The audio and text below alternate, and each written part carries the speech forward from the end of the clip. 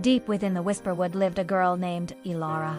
Her home was a cottage built of twigs and leaves, moss and stone, nestled at the root of an ancient oak. Though her house might have looked different, she was just an ordinary girl who liked to pick berries and whistle at the birds. But one day she found something extraordinary, a tiny glowing mushroom no bigger than her thumb. Its cap was the color of rubies and emeralds, and its stem shone like tarnished gold. Intrigued, she picked it up and tucked it into her blouse. Now, normally, when magical things happened in Whisperwood, the talking trees or helpful fairies would let Elara know about it. But this mushroom held a special kind of magic, and they didn't understand it. So Elara wandered home whistling, completely unaware that she now carried a powerful artifact from the heart of the forest. When night fell and fireflies winked at each other in the twilight, Elara placed the mushroom on her windowsill, and as she drifted off to sleep, she heard a voice that seemed to come from inside her head.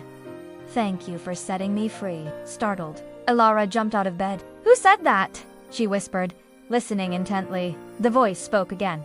"I am Lumen, the spirit of lights, and you, Elara, have freed me from my prison.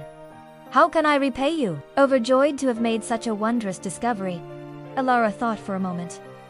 "I know what I want," she said finally. "I want to see all the beautiful things in the world." And so Lumen, bound to the mushroom, became Elara's genie. He could grant her one wish every day, but after that, he'd have to return to his slumber until she called upon him again. Elara's first wish was to see the northern lights dancing across the night sky, and standing in her front yard, she watched in wonder as emerald green curtains shimmered and swayed overhead. For her second wish, she wanted to see every animal Whisperwood had to offer, and from her treehouse, she saw a parade of furry and feathered creatures, big and small, that chattered, barked, hooted, and chirped as they paraded back and forth. Then she spent her third wish exploring the deepest parts of the forest, where trees touched the clouds and waterfalls sang sweet melodies. But as the days passed and more wishes were granted, Elara began to feel a pang of guilt. She realized that she'd been so focused on seeing beautiful things that she had unused any of her wishes to help anyone. So the next time Lumen woke, she asked him, "Can I use my wish on someone else? Can I make them happy?" "Of course," said Lumen, surprised by her sudden change of heart. "That is a most noble wish. In fact, you can use as many wishes as you like to help others, Elara.